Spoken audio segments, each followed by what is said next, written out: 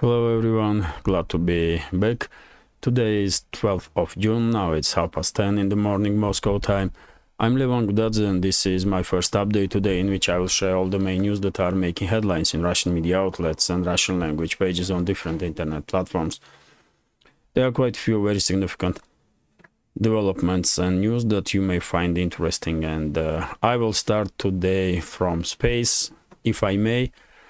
And first news is that Russian cosmonauts or astronauts that are on International Space Station did congratulate Russia and Russian citizens with the Day of Russia. We are celebrating Day of Russia today here, so I will also congratulate all Russian citizens and just everyone that are in support of Russia. So that's first news. Probably not all of you did knew that today was Day of Russia, so let me continue now, and of course next topic is about Ukraine and special military operation, and let me give you a quick summary about situation on the front line, especially in Zaporozhye direction. During yesterday's clashes between the sides and during nighttime operations, now we can say with some certainty that Ukrainian forces did manage to get some breakthrough on this land bridge that Russia did hold between Ugledar and Gulyai-Pole, and for this moment we can say that in the last 24 hours Ukrainian forces, first time in a week of offensive operations in Zaporozhye front, managed to not just take control but also hold on to some villages on this land bridge, and right now 4 or 5 small settlements, including Благодатное, Староживое, Neskучное, and Makarivka are under control of Zelensky's regime, and also Novodonetsk is under control of Zelensky's regime. Well, after a week of heavy fighting and heavy losses, Ukrainian side did manage to establish control, at least over some areas on this lead bridge. Ukrainian forces have no success on any other direction on Zaporozhye front, and even here on this land bridge, according to Russian media and Russian war reporters that are presented on the Zaporozhye direction, first line of defense of Russian armed forces are beginning in 10-15 kilometers from this land bridge. So basically, even though Ukrainian forces managed to establish control over some areas, they did not even reach first line of defense of Russian armed forces, and clashes are continuing. Just a few minutes ago I did read a report about this area, and according to Russian war correspondents, Russian military did conduct counteroffensive operations during the night time on this land bridge to retake control over the settlements that was previously held by Ukrainian forces, and for this moment there is no update on that counteroffensive operations. So maybe in few hours time or during the day we will learn that some villages here on this land bridge that temporarily was held by Ukrainian forces become under Russian control again. And by the way, probably this is the first time during this special military operation when we clearly can see this tactic of mobile defense that Russian side is performing, because yet again, according to some reports, Russian side is whenever they see that Ukrainian forward units are approaching these settlements or strongholds that they had there, they are retreating and calling for fire support from artillery and aviation. Then they are conducting counteroffensive, retaking settlement and waiting when Ukrainian forces will begin their counteroffensive. Once they see that Ukrainian forces moving forward again, they are Russian forces retreating, calling fire support again, and these kind of movements are continuing constantly. And as a result of it, just in the last 24 hours, according to some reports, Ukrainian forces, just in this small area here, lost about 50 pieces of military equipment and unknown amount of personnel. And unfortunately, we are seeing now reports that Ukrainian Nazi detachment units become heavily presented in Zaporozhye region, and I did see one video footage and one report. I did one report when detachment units were killing wounded Ukrainian soldiers. On one video that I cannot share because it's too graphic, I don't share that kind of videos, not on my Telegram page. You clearly see it was nighttime and the Russian side was filming with the night vision equipment, and you clearly see destroyed Ukrainian vehicle, and next to it wounded soldier, and some Ukrainian militaries are getting closer to that wounded soldier, and instead of taking him and evacuate, they are killing him and then burning, which is just horrible. These detachment units, these Nazi animals, they truly are psychopaths, man. They truly are psychopaths. And I did report also that there was an instance in Zaporozhye Frontline where tank was destroyed, Ukrainian tank, and tankers were wounded. And one of the detachment units of Ukrainian forces went to that tank, execute wounded soldiers, and left. It's just, as I said, man, horrible stuff is happening. And I guess this activization of Ukrainian detachment units are happening because in previous day we did had video footage from Ukrainian units that were refusing to obey orders and conduct suicidal offensive operations. And same time, I guess these detachment units want to threaten these mobilized servicemen in Ukrainian army to just in case if they will even think about surrendering or not obeying orders. And very same time, very heavy informational campaign is going on Ukrainian side, and they are spreading misinformation, unbelievable level of misinformation, because according to Ukrainian sources, they already take control over the Tokmak, which is here, by the way, far away from Frontline. So I guess because of this kind of activity on Ukrainian side, probably Kiev, Zelensky's regime is desperate, really, because this level of hostility towards Ukrainian soldiers from these Ukrainian Nazi detachment units or blocking units, we did not see since Bakhmut operation or Artyomovsk operations. So I will definitely keep tracking informations about this topic, and I will share with you additional information whenever it will be available on my updates on my Telegram page.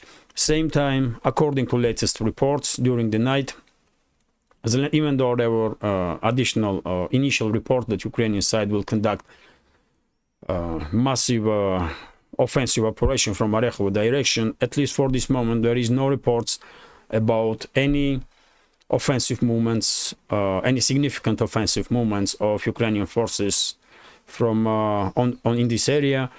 And basically, as I said in yesterday's update, I guess next few days will be some kind of operational pause, because Zelensky's regime need to replace the destroyed brigades that were participating on initial stage of this counteroffensive. Zelensky's regime need to replace those brigades with new brigades, and it will definitely take some time, day or two at least.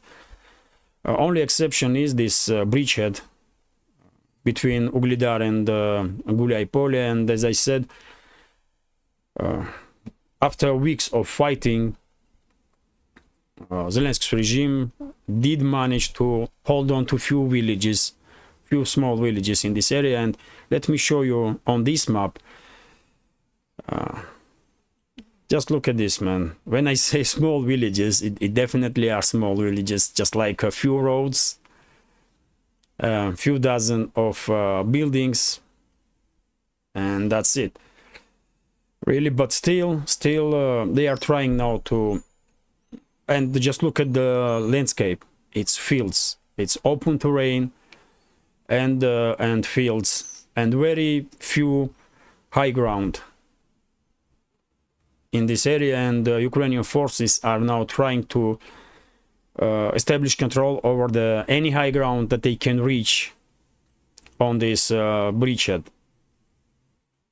But yet again, as I just said, Russian side did conduct some counteroffensive during the night time, and in coming hours we will probably learn more about results of those counterattacks. When it comes to other lines of contact, other areas of frontline, Zaporozhye region is a disaster area, and there is no active fighting in that direction. Donetsk is, of course, a hot point, especially Marinka and Ugledar area. And Ukrainian media is reporting about their offensive or counteroffensive movements in direction of not Ugledar but Avdiivka, and they are even reporting that they did had some local scale success, even this pro-Ukrainian map is not acknowledging any success on Ukrainians' behalf on this front line. And this pro-Ukrainian map is very quick to update map whenever informations are spreading about some Ukrainian offensive. So I guess the statements from Ukrainian media and officials that they achieved some success on Avdiivka direction is just total false. Or fake. And also we did had reports that Ukrainian forces are actively trying to conduct offensive operations in direction of Kakhovka here on the northern flank of Bakhmut. There were some reports that they did manage to establish control over the Kakhovka water reservoir here, but Russian side is denying that Ukrainian forces had any success. And yet again, even this pro-Ukrainian map is not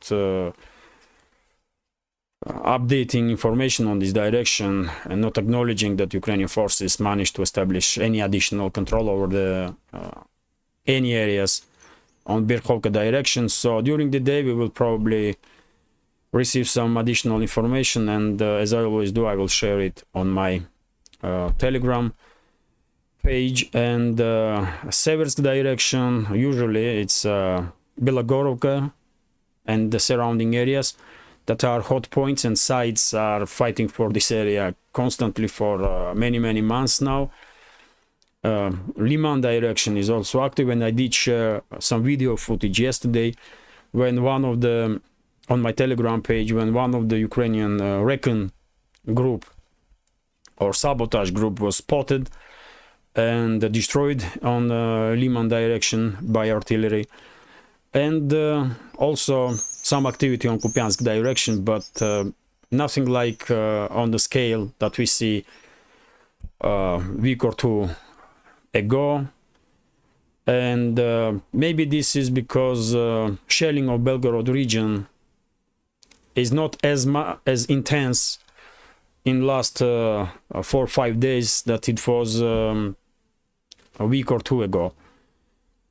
So maybe that has something to do with the ceasing of some extreme hostilities on that direction.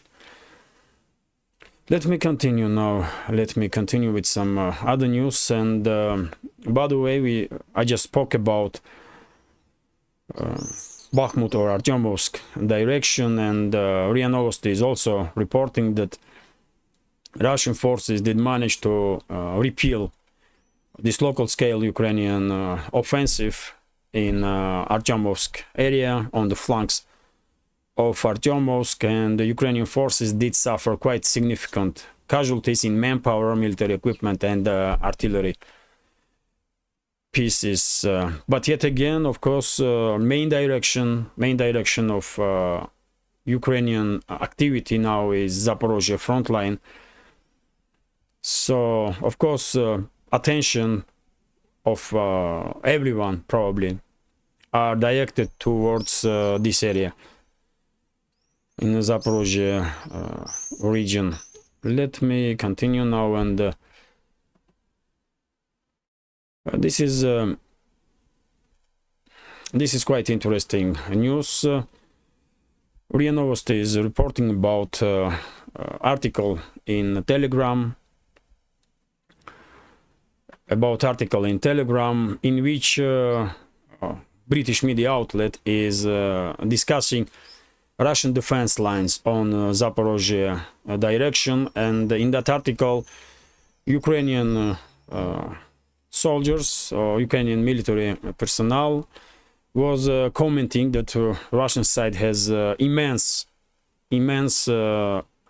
strong defense lines on Zaporozhye front line, trenches, dragon teeth, and just you name it, everything is in place. And even Ukrainian militaries are admitting that it will be extremely difficult, even if possible, to breach this level of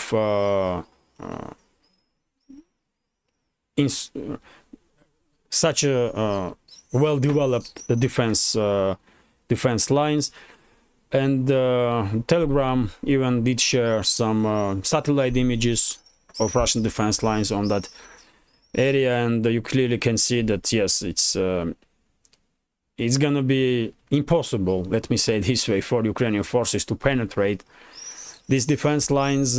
They can reach and they will probably reach first line of defense once they will committed the majority of their reserves, their last reserves, to this battle.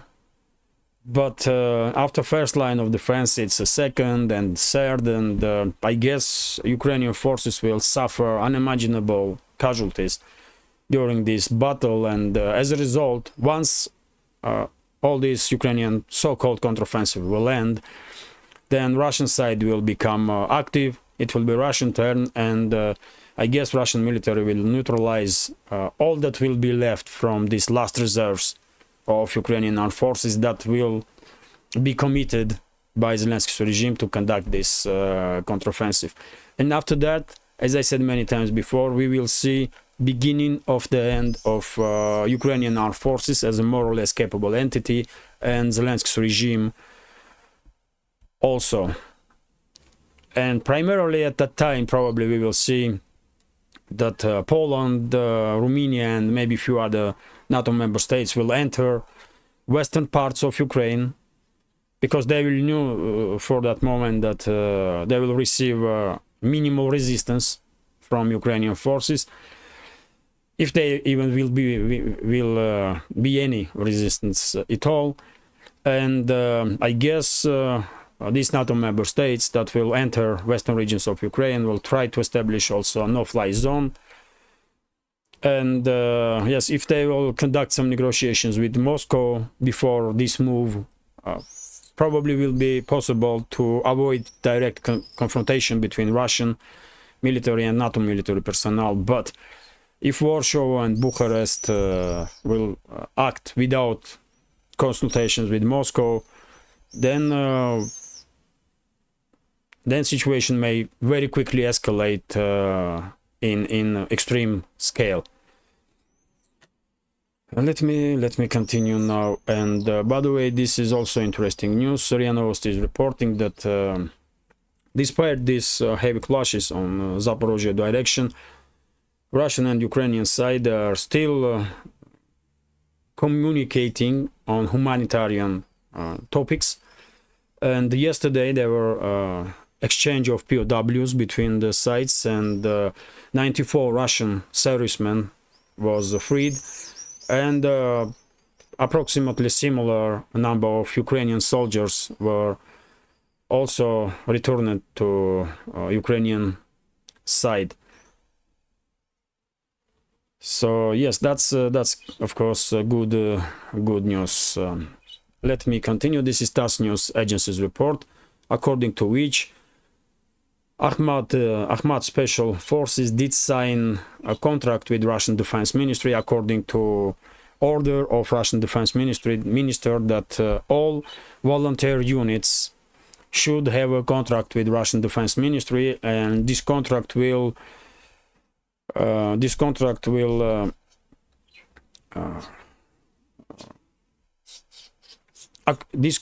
be main base for legal, when it comes to legal means to arm these military units, and also to make sure that soldiers, volunteers in those units are receiving all the necessary social support, and their families also from government. So Ahmad Special Forces are first to sign this contract. I guess many other volunteer units will follow suit.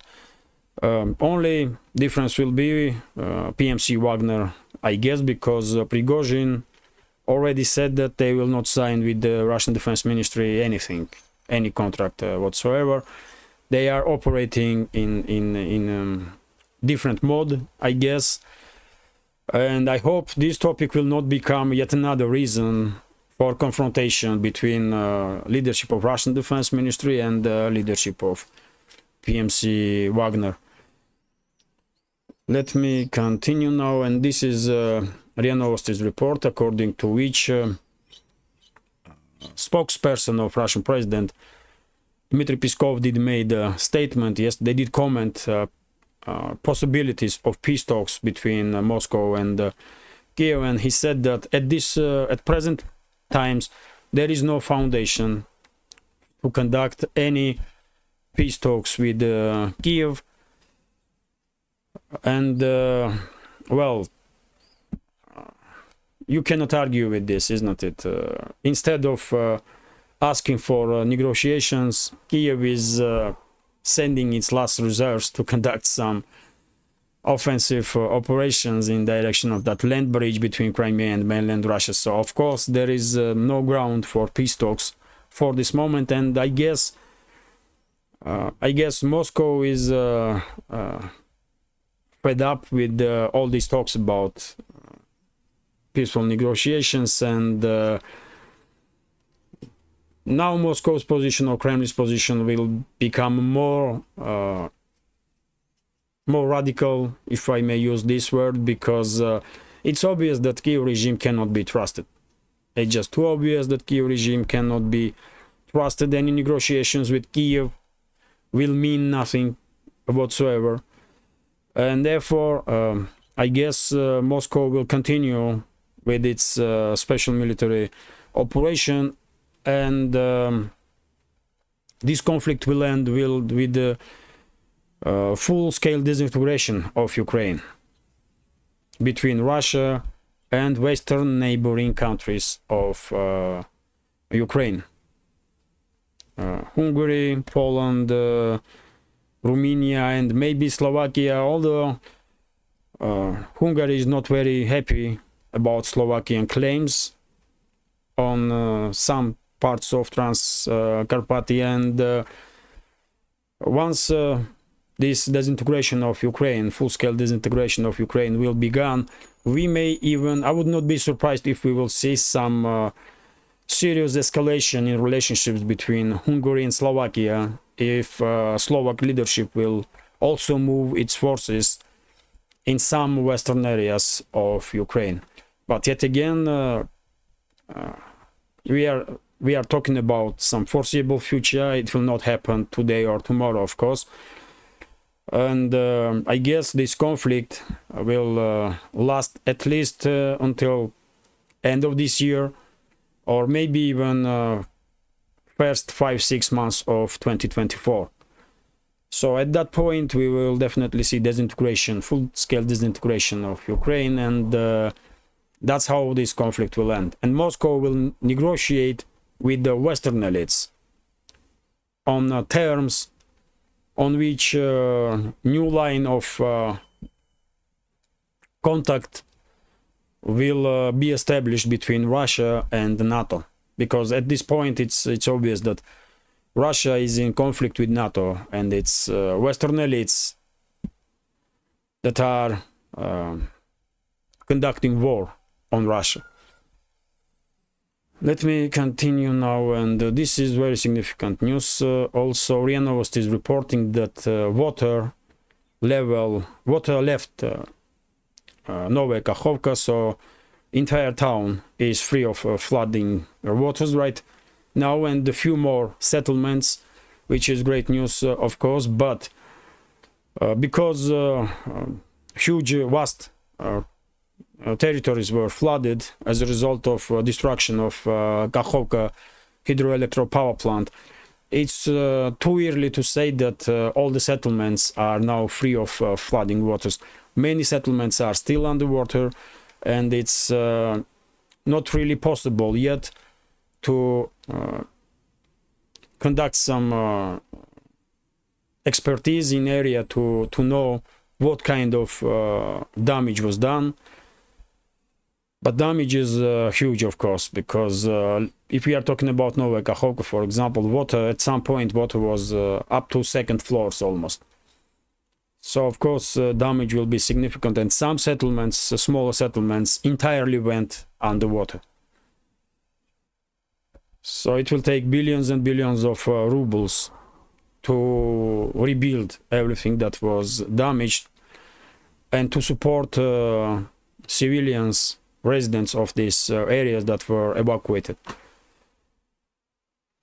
But as a news, of course, it's a good news that water level is dropping significantly. And by the way, yesterday I did read some reports that because Zelensky's regime did shut down its dams on the Dnieper, in the northern part, now some experts are predicting that water level below Kakhovka water reservoir in this area, in Kherson region, may drop so significantly that it will be very easy for Ukrainian forces to cross this river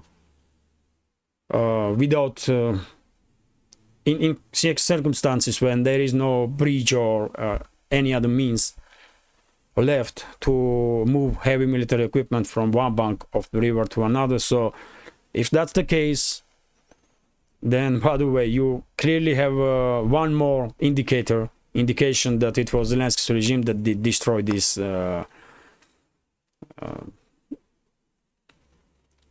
this power plant on Kakhovka, this Kakhovka hydroelectric power plant on the Dnieper river. So I guess in weeks time, maybe little more, we will definitely see that water will drop on extreme levels in Dnieper, and then probably we will see activization of Ukrainian forces in Kherson region, some big activization. And yes, they will definitely try to cross what will be left from Dnieper at that moment. And I guess the main direction of their attacks will be Oleshki here, this settlement, Novaya Kakhovka settlement, and they will try to hit deep inside Kherson region to create some additional logistical problems for Russian forces, because main direction of Ukrainian offensive, of course, will be this Zaporozhye region and this land bridge between Crimea and mainland Russia, especially direction of Tokmak on the first stage and Pologi here.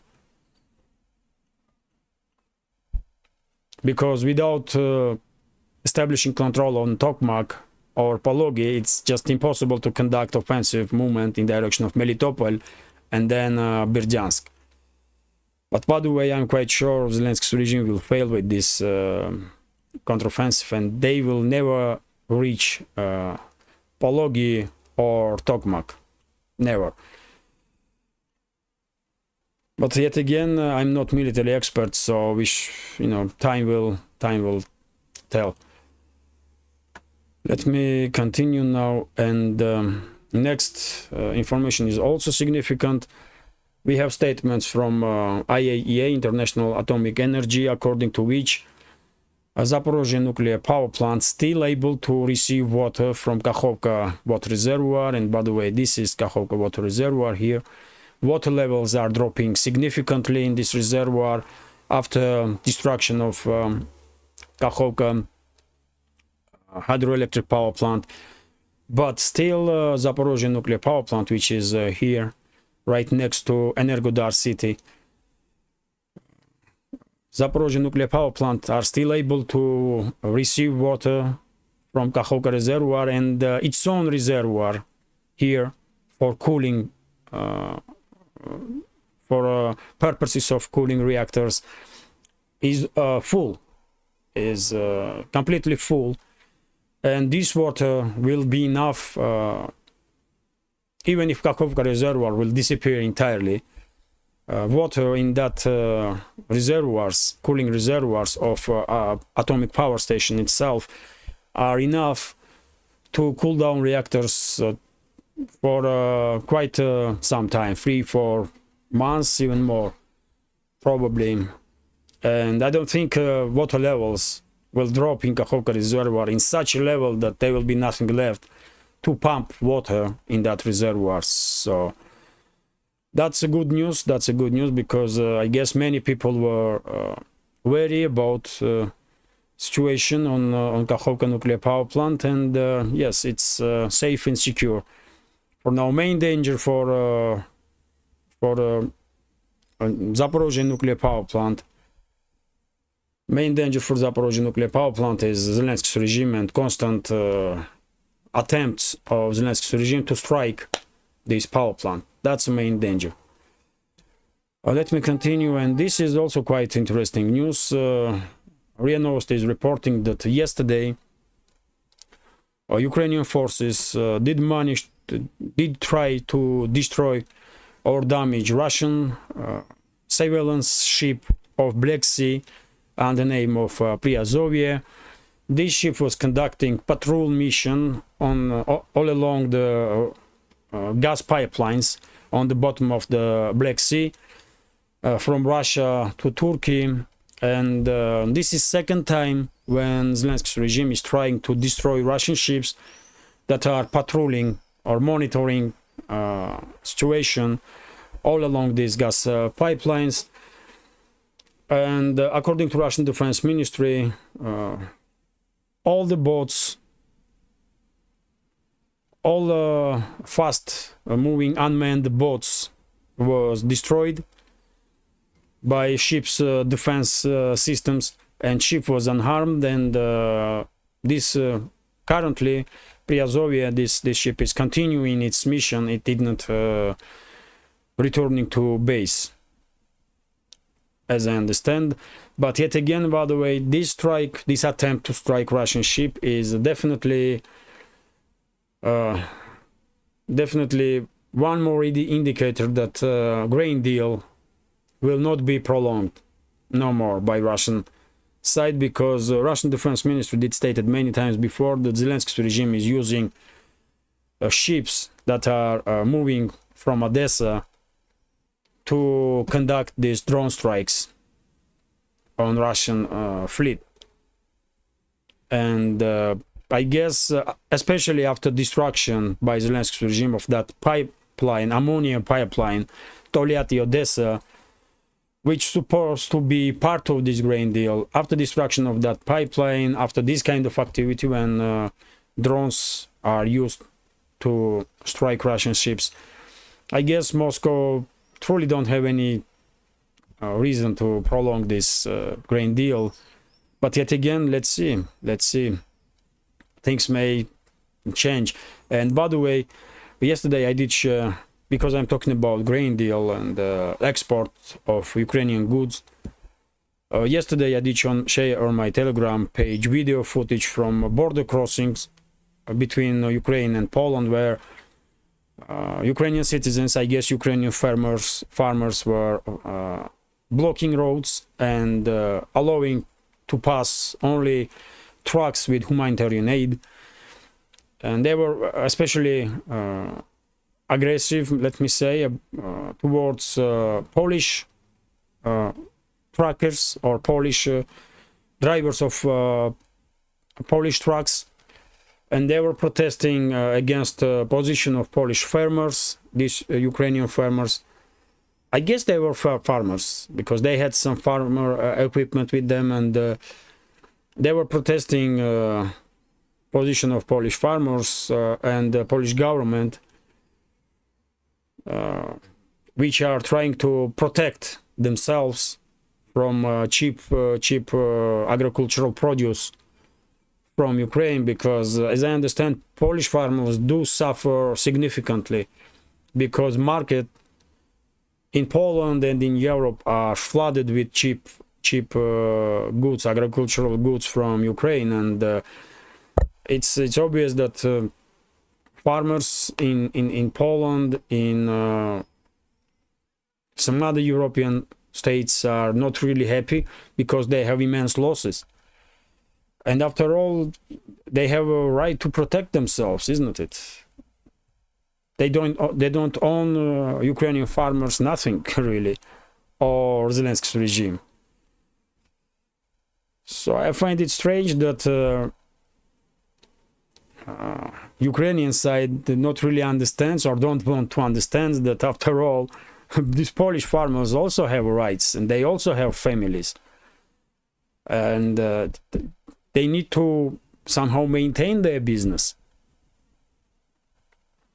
And one way to do so is to secure Polish market from flooding of cheap goods from Ukraine. It's just business, really. But anyway, let me continue. And this is Kommersant News papers report, according to which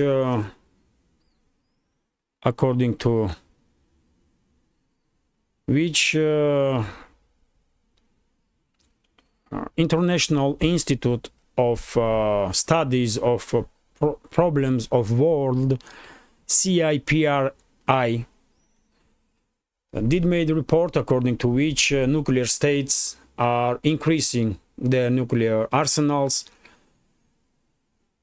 which is expectable, although not really good news. And according to this organization, right now, for this moment, US did increase its nuclear warheads that are in constant readiness from 1,744 to 1,770, and Russian side also increased its nuclear warheads that are in constant or high level of readiness from 1,588 to 1,674.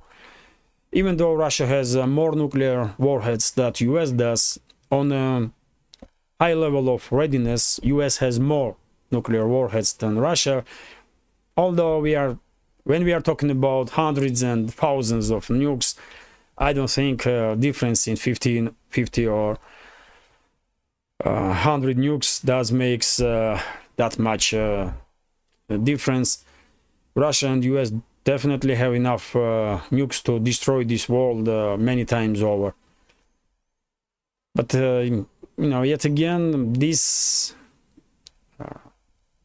kind of development, when sites are investing more and more to make sure that their nuclear arsenals are ready to be used. Of course, it's not really brings to us some optimistic thoughts about future, isn't it? But that's a reality that we are living. So here there is some additional information about nukes that other countries have, including UK, France, India, Pakistan, China and Israel. And all those countries are trying to increase their nuclear arsenal. And by the way, probably you remember some time ago I did report that according to some sources, China is planning to increase its nuclear arsenal 300%, 3 times, by end of 2030 or 35. So China is definitely not gonna stop to heavily invest in nuclear weapons. And I guess no other country will. Let me continue now, and TASS News Agency's report. How long is this video? 41 minutes, wow. Okay, I will just go through headlines. Some diplomatic row now beginning between Russia and Japan. Russia protested decision of Tokyo to send military equipment to Zelensky's regime, and Chinese ambassador did make also statements. Not Chinese, but Japanese ambassador, for God's sake. Japanese ambassador in Russia did made statements that for Japan, Russian position is unacceptable, and rest of the crap. To be honest, if Russia has to cut ties, diplomatic ties with any country in this world, I will start with Japan. Japan is acting extremely aggressively towards Russia, and it will be a good example for everyone else if Russia will cut diplomatic ties with Japan. Because I'm truly fed up seeing this kind of extremely hawkish behavior from Japanese leadership. Who they think they are, for God's sake, man? I mean, they are nobody, just nobody, man, zero. And they are acting like they are something, or that they can do something, or I don't want to get too emotional, but and you know, if I was Russian president, Japan will, Japanese leadership will pay heavy price for the anti-Russian activity, for sure. Because, by the way, I am surprised that Japanese ambassador in Russia is making some strong statements against Russia here. If it was up to me, I will demand from Japan to recall its ambassador straight away. It's unacceptable, totally unacceptable, this way of behavior of Japan, man. And they are acting very same way against all neighbors. Against all neighbors, China, Korea, North or South. Every country in Indo-Pacific region has difficult relationships with Japan. Japanese leadership, they are racists, they are xenophobes, and no one likes them, really, in region. And that's true, man. And to be honest, Chinese and Koreans hate Japanese because of what they done during Second World War. And they have all the rights to do so. And Japan don't even apologizes for all the horrible stuff that they did to Chinese and Korean people. They don't even apologize, and they should on daily basis, for God's sake. And they are acting like, they mean something. They mean nothing, though. Zero. Sorry that I get emotional, but I truly don't understand why Russian side is acting so softly towards Japan, man. They don't deserve soft approach. Not at all.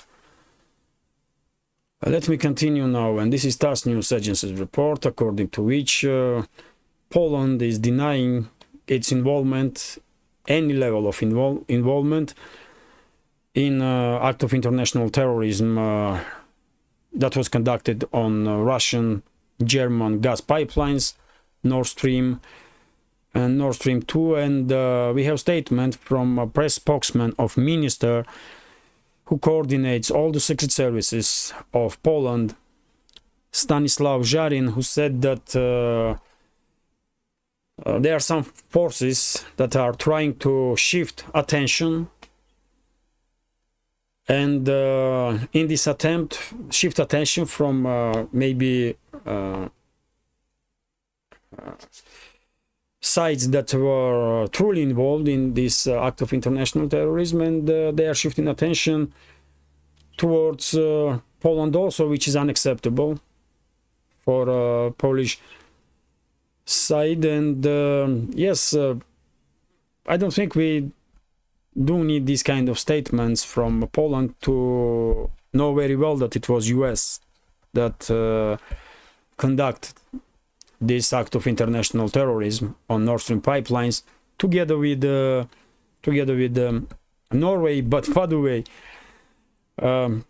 now we are seeing, probably first time for a long time, some divisions between Polish elites and US elites, because Poland was mentioned in US media as one of the countries that could be involved, or maybe was involved in that attacks on Nord Stream pipelines, together with Ukraine. And it's understandable that Polish elites want to have none of it, and they are making statements now about it. But who knows? Who knows? Maybe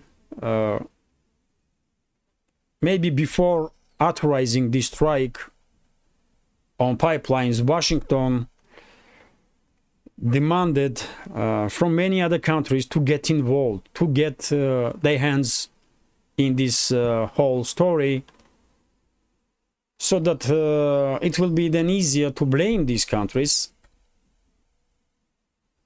or it will be easier to keep those countries under control. Because, to be honest, I was truly surprised when US media start mentioning Poland in context of this act of international terrorism on Nord Stream pipelines. But let's see, this story will definitely have a continuation. This story will not end anytime soon, so let's see what other scenarios will become available, or what other information will become available in coming weeks and months. This is TASS News Agency's report, according to which France Press News Agency did report on destruction of US Bradley armored personnel carriers, and basically France Press did write about one of the units that were participating in that offensive operation, Zaporozhye Frontline, Ukrainian unit. And according to information from 12 Bradley vehicles that was incorporated in one of the units, 9 was destroyed completely, 8 or 9 was destroyed completely, few were damaged, and only one managed to return to safety on its own. And yes, of course, this is kind of a huge blow for Western elites, because I don't know, maybe they start believing that in their own propaganda, that these Bradley armored personnel carriers or Leopard tanks or some other equipment are wonder weapons, but they are not. And Bradley personnel carriers, armored personnel carriers, are burning as well as other armored personnel carriers, and Leopard 2 tanks are burning very same way that all the other tanks that Ukraine had and has in its inventory. But it seems like, yes, Western elites did start believing in their own propaganda, and now they are kind of shocked after so many video footage and photo footage did emerge on internet of destruction, like this one, for example, this frame here. Just look at it, man. One spot and 7 Western-made tanks and armored personnel carriers are destroyed, just on one point here. And of course they are shocked now, because they probably didn't expect something like this to happen. Let me continue, and yes, this is quite interesting. Chinese Global Times are writing, and this outlet, as some say, are kind of media wing of a Chinese Foreign Ministry. And according to Global Times, US and Western elites in general now are looking for excuses to somehow justify their support of Ukraine with billions and billions and billions of worth of military equipment and money, and they are finding it difficult to justify their actions, especially after this catastrophic beginning of Ukrainian offensive operations in Zaporozhye region, for very same reason that I just spoke, because of so many destroyed Western military equipment. So yes, I will and the Global Times did spoke with many experts in this field in China, and all of them basically are saying that it will be more and more difficult for Western elites to justify themselves and their support, and eventually it will cause decline in Western states, Western societies, levels of support that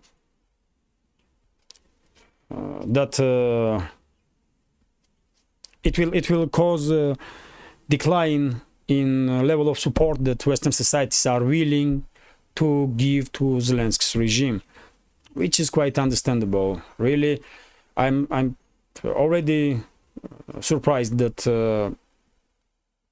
it's a year and a half now, and quite enough information is available on internet to realize what kind of individuals Zelensky and his associates are, but still majority of Western societies are passive and don't really doing anything to influence criminal actions of their governments and elites. So that's what surprises me, because it's almost, I don't know, a year and a half now since the beginning of special military operation, and we only see some local scale protests in Western states, but nothing in the large scale. So it seems like, at least for now, Western propaganda is working. Western propaganda is working, and the majority of citizens in Western states are, probably sure that they are on right side of history by supporting Ukrainian Nazis and terrorists, man. That's crazy, man. That's complete madness.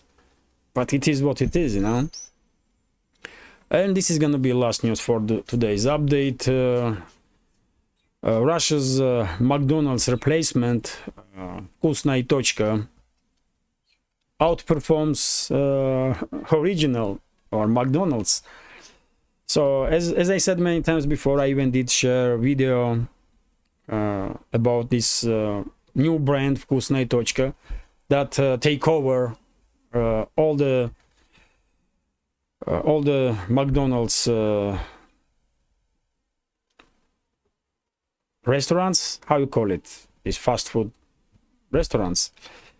And according to head of this company, Вкусная точка, Alexander Govar,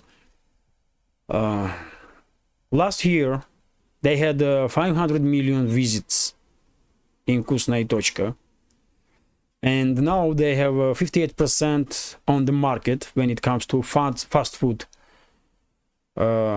chains, and they are leading significantly over the Burger King and KFC, and these ones, by the way, stay in Russia and they are operating in Russia. They are not planning to leave Russia, as I understand, but yet again, Vkusnaya Tochka do have 58% of market when it comes to fast food chains, and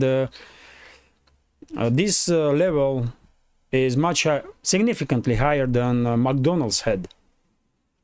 So Alexander Gover is right. They are outperforming McDonald's, surprisingly enough. So maybe CEOs of McDonald's or whoever are making decisions in that company are now regretting that they did left Russia, but well, it's too late, isn't it? And if McDonald's will decide to return on Russian market, I guess it will be very difficult to establish themselves, to gain